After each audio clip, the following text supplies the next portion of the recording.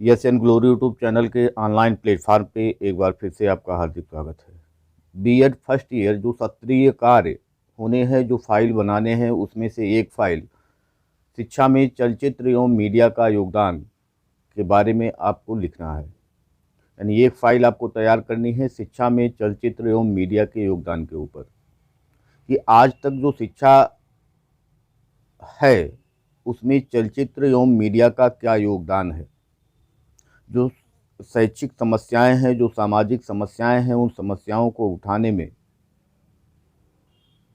Media की जो भूमिका है, चलचित्रों सिनेमाओं की जो भूमिका है, वो कहाँ तक उपयुक्त है, इसके बारे में आपको एक फाइल तैयार करनी है। इस फाइल को किस प्रकार से हम फ्रेमिंग करेंगे, उसी के बारे में हम चर्चा करेंगे। कि सबसे पहले मीडिया है क्या। अगर मीडिया के बारे में हम चर्चा करें तो मीडिया जो शब्द है वो मीडियम से बन करके आया है।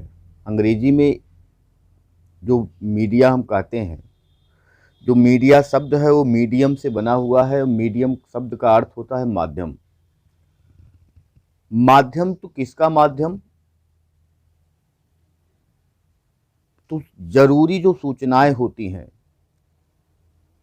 उसको प्रसार करने का माध्यम। जो हमारी समस्याएं हैं, जो हमारी मांगें हैं, उन मांगों को सरकार तक पहुंचाने का माध्यम। समय समय पर जो विभिन्न कार्यों के संदर्भ में जो जनमत होते हैं, उन जनमतों को लोगों तक पहुंचाने का साधन। तो ये मीडिया की भूमिका जो है ये बहुत ही महत्वपूर्ण है, और इसी महत्वपूर्ण भूमिका के नाते इसको लोकतंत्र का चौथा स्तंभ कहा जाता है। यदि हम देखें संसदात्मक शासन व्यवस्था में लोकसभा, राज्यसभा यानी कि व्यवस्थापिका, कार्यपालिका और न्यायपालिका। व्यवस्थापिका, कार्यपालिका और न्यायपालिका, ये तीन स्तंभ हो गए, और चौथा स्तंभ जो इसमें जोड़ा जाता है वो मीडिया को जोड़ा जाता है। और मीडिया को जो काम दिया जाता है कि स्वतंत्र एवं निष्पक्ष रूप से वह लोगों की समस्याओं को, लोगों के कार्यों को जन जन तक पहुंचाने का वह कार्य करे। इस जनसंचार के माध्यम में मीडिया की भूमिका बहुत ही महत्वपूर्ण होती है। मीडिया काम कैसे करती है, मीडिया अपनी अभिव्यक्ति कैसे करती है, तो हमारे संविधान में अनुच्छेद 1 में जो हमको वाक्य एवं अभिव्यक्ति की स्वतंत्रता प्राप्त है, उसी के तहत ये मीडिया काम करती है। प्रश्न उठता है, क्या कभी मीडिया के ऊपर प्रतिबंध लगाया जा सकता है? तो मीडिया के ऊपर प्रतिबंध लगाया जा सकता है जब मीडिया के किसी समाचार के द्वारा यदि ऐसा लगता है कि देश के एकता और अखंडता को खतरा है, तो अनुच्छेद 19(2) का प्रयोग करते हुए मीडिया पर प्रतिबंध लगाया जाता है। और समय समय पर आप अपने देश में ही देखते होंगे कि मीडिया पर प्रतिबंध लगाया जा चुका है और लगाया भी जाता रहेगा।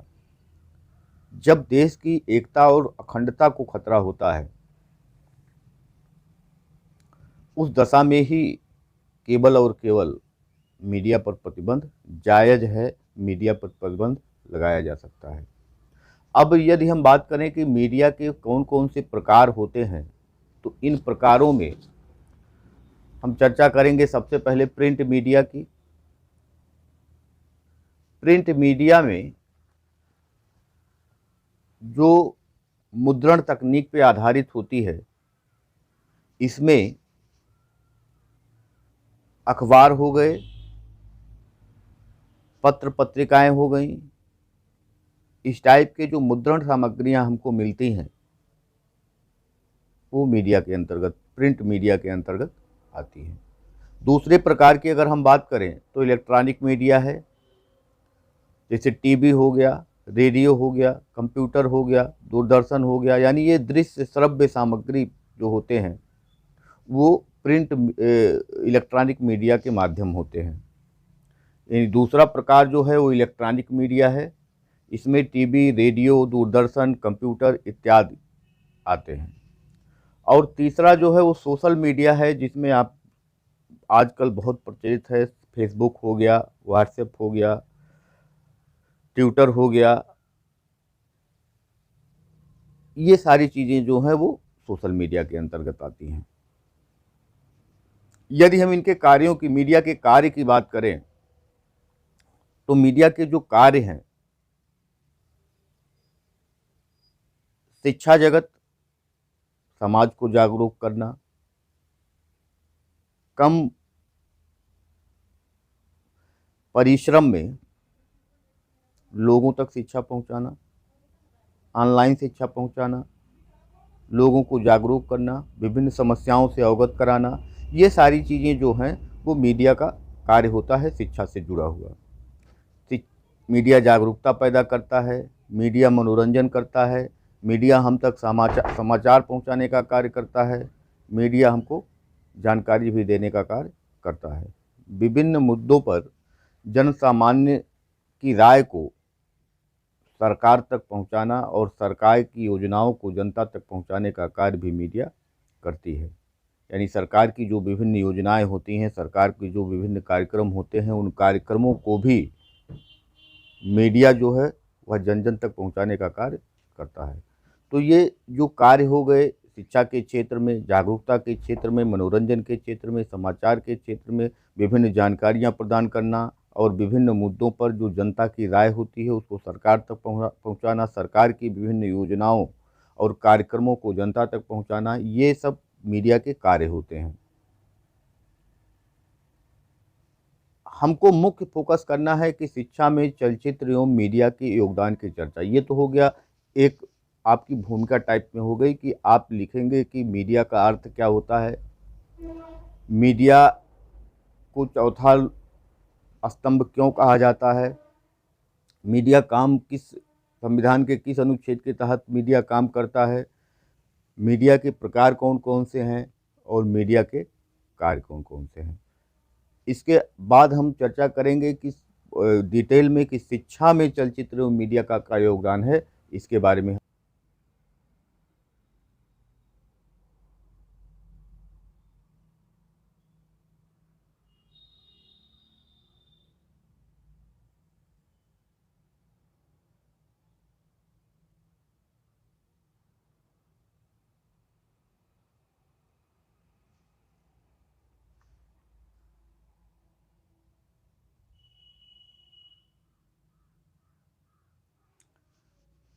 शिक्षा में मीडिया का योगदान, ऐसे साधन जिसके माध्यम से विभिन्न प्रकार की सूचनाएं, खबरों आदि को दूरदराज के इलाकों में लगभग प्रत्येक व्यक्ति के पास तक पहुंचाने की कोशिश की जाए, इन माध्यमों को जनसंचार कहते हैं।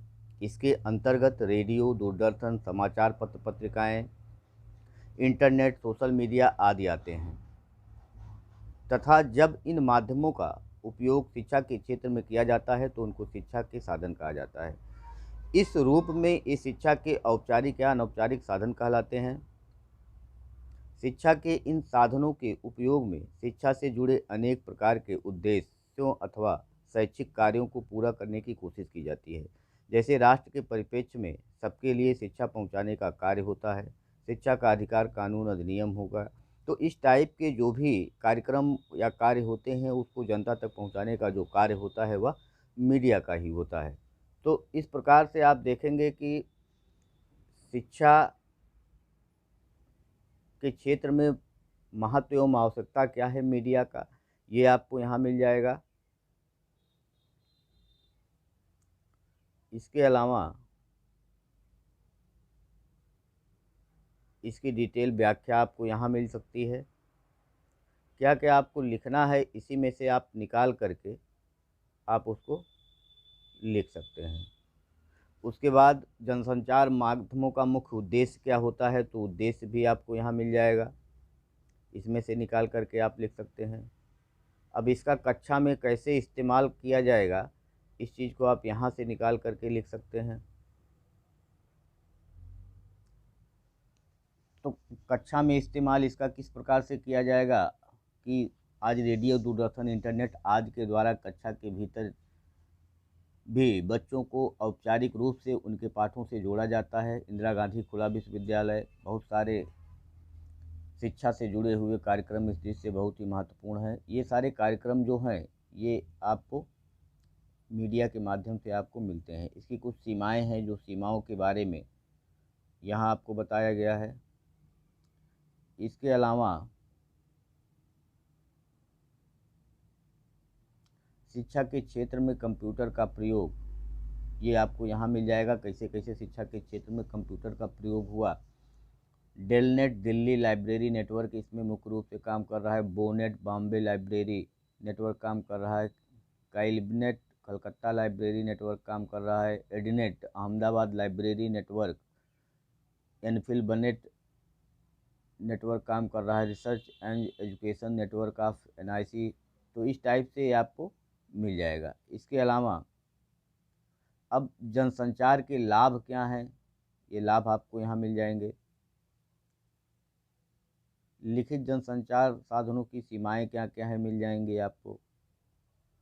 आकाशवाणी रेडियो की जो शैक्षिक सीमाएं हैं वो क्या है। रेडियो द्वारा दी गई शिक्षा का उद्देश्य क्या होता है। इस प्रकार की रेडियो से जो लाभ होते हैं। फिर टेलीविज़न से क्या क्या होते हैं, कैसे कैसे क्या, ये हमको यहाँ मिल जाएगा। चलचित्र या सिनेमा से कैसे पहुँचाया जाता है इस शिक्षा, ये यहाँ मिल जाएगा।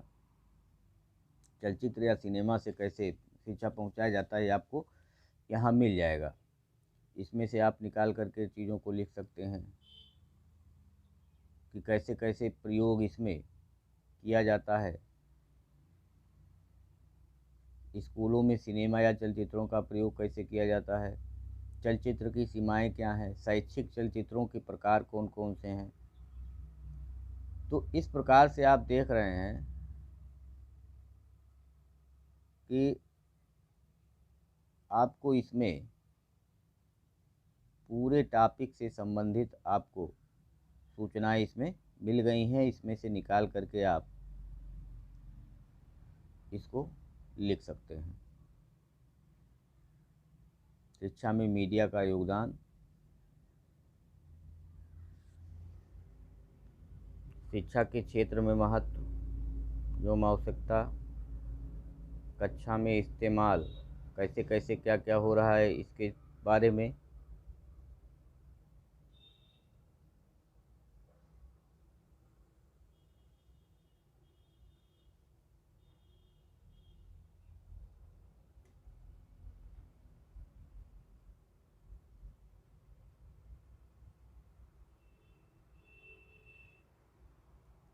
तो मीडिया हमारे शिक्षा में किस प्रकार से उपयोगी है, इसके बारे में आपको ये सूचनाएं आप तक पहुंचानी थी।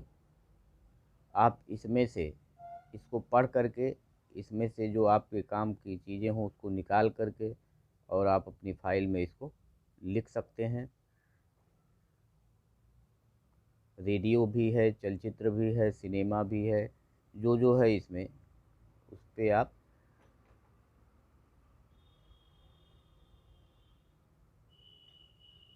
लिख सकते हैं।